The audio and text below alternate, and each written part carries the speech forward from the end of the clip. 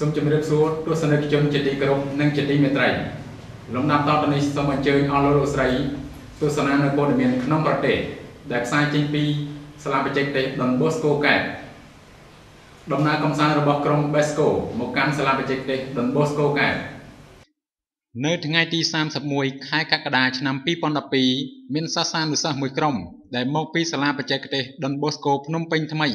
បានធ្វើដំណើរកំសាន្តនៅមជ្ឈមណ្ឌលបណ្ដុះបណ្ដាលវិជ្ជាជីវៈDon Boscoខេត្តកែបក្រុមនេះបានធ្វើដំណើរមកដល់សាលាបច្ចេកទេសDon Boscoខេត្តកែបវេលាម៉ោង 9:30 នាទីព្រឹក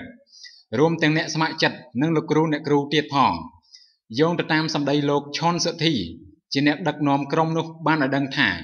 ចំនួនសិស្សដែលចូលរួមនៅក្នុងក្រុមនេះមានសិស្សចាស់34នាក់និងសិស្សថ្មី16នាក់លើសពីនេះទៅទៀតគាត់បានបន្តទៀតថានៅក្នុងក្រុម Besco នេះមានយុវជនស្ម័គ្រចិត្តចំនួន2នាក់ដែលមកពីប្រទេសអាល្លឺម៉ង់និងប្រទេសអូស្ត្រាលីនៅវេលានោះដែរលោកឪពុកលីសំណាងជាអធិការនៃសាលាបច្ចេកទេសDon Boscoខេត្តកែបបានអញ្ជើញលោកឪពុកសំយុទ្ធឡើងថ្លែងសន្ទរកថានិងបង្ហាញអំពីបទពិសោធន៍និងប្រវត្តិនៃក្រុម Besco លោកឪពុកសំយុទ្ធមានមតិជាចុងក្រោយថាពួកគាត់ទាំងអស់សែនសប្បាយចិត្ត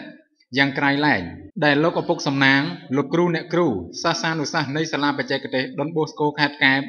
ទទួលរាក់ទាក់យ៉ាងកក់ក្ដៅមួយវិញទៀតសាលាDon Boscoខេត្តកែបបានធ្វើការអញ្ជើញក្រុម Besco បរិភោគអាហារដើម្បីបង្កើនមិត្តភាពឲ្យកាន់តែស៊ីជម្រៅនៅវេលាម៉ោង 3:30 នាទីរសៀលក្រុមទាំងពីរបានប្រកួតបាល់ទះជាលក្ខណៈមិត្តភាពលុះមកដល់ម៉ោង 4:30 នាទីក្រុម Besco ក៏បានធ្វើដំណើរត្រឡប់ទៅភ្នំពេញវិញដោយសេចក្តីសប្បាយរីករាយនិងពេញចិត្តហើយពួកគេសង្ឃឹមថានឹងមានឱកាសមកលេងកម្សាន្ត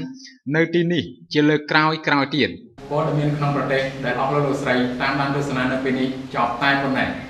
ខណៈពេលនេះខ្ញុំបាទង៉ែនវៀនសូមអរគុណសូមគោរពលា